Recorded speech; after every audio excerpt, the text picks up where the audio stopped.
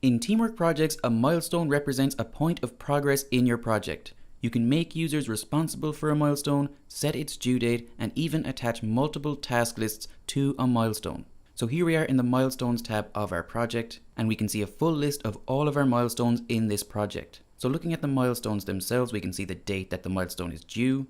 We can easily mark our milestone as complete or uncomplete the milestone. We can see the milestone name. We can see how many comments have been added to the milestone. We can see any tags associated with the milestone. We can see who is responsible for the milestone. If there's a description for the milestone, we can also see that. We can edit, delete, add comments. We can quick view our milestone. We can add tags, and we can attach task lists. Over on the right hand side, we can see how far away the due date for the milestone is. Open milestones can clearly be identified by their gold color here. Completed milestones are green, and late milestones are red. Up here at the top, you can see that we can browse all milestones, we can select just completed milestones, and we can also get a calendar view of our milestones. So let's just go back to all milestones for now.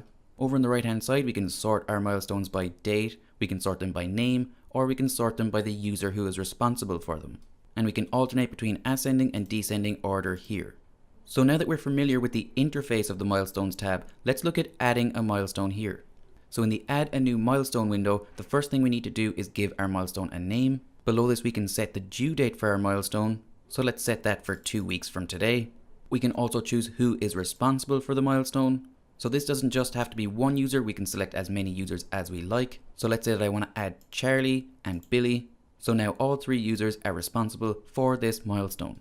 We can choose to notify these users by email, and we can also choose to send reminders. So let's just disable email notifications for now. Below this, in the description tab, we can add a description for our milestone if we want to.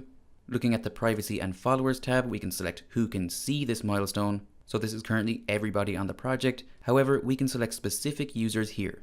Below this, we can select who should follow the milestone. So we can just select our users here. We can search for a user. We can select by role. So let's go with the editor role there. We can toggle on or off whether or not we want observers. And once we're happy, we just select update, and we can remove any of these users by selecting the X icon next to their name. In the tags tab, we can easily add tags here. And once we're happy with the milestone we're creating, just select add milestone. And now you can see down at the bottom of the page there that our editing milestone has been added. Now that we've added our milestone, let's look at attaching task lists to that milestone.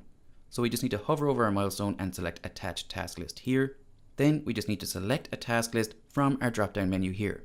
So since we created an editing milestone, let's go with the editing task list. So now that we've added a task list, you can see that we have a progress bar here showing our percentage complete, and this dynamically updates as you complete your tasks in the task list.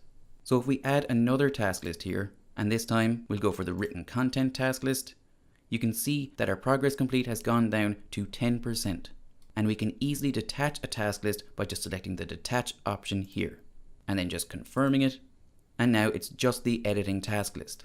Up in the top right of our milestones tab, we have the option to add multiple milestones if we want to. So here again, we just select our due date, add a name for our milestone, select who's responsible for the milestone. We can add any followers, we can say whether or not this is private, and whether or not to send an email. So let's just quickly fill this in. So once we're happy with what we filled in here, we just select add, and that milestone is being added. And now we can create another milestone here if we want to. Once we're happy, just select create milestone, and however many milestones we added, those will all be created. If we want to delete a milestone, we just need to hover over that milestone and then select the delete option. And once we confirm this, our milestone will be deleted. Looking back at our options drop down here, we can also choose to export our milestone as a calendar PDF, agenda PDF. We can export to Excel or to iCal. We can easily refine the list of milestones being displayed by using the filters option here. So we can filter down our list of milestones by using keywords, who's responsible for the milestone. We can filter by date, tags, followers, who created the milestone. We can choose whether or not we want to show private milestones, show attached task lists, and show percentage complete. We can easily clear our filter here if we want to, or we can save it. Once our filter is saved, we can just go to the Saved Filters tab. So in our Saved Filters tab, you can see that we already have a social media milestones filter. And to the right hand side, you can see that there's an options drop down where we can edit the details of our filter, share our filter, or delete our filter. And that's it. That's all you need to know to be able to use milestones in teamwork projects.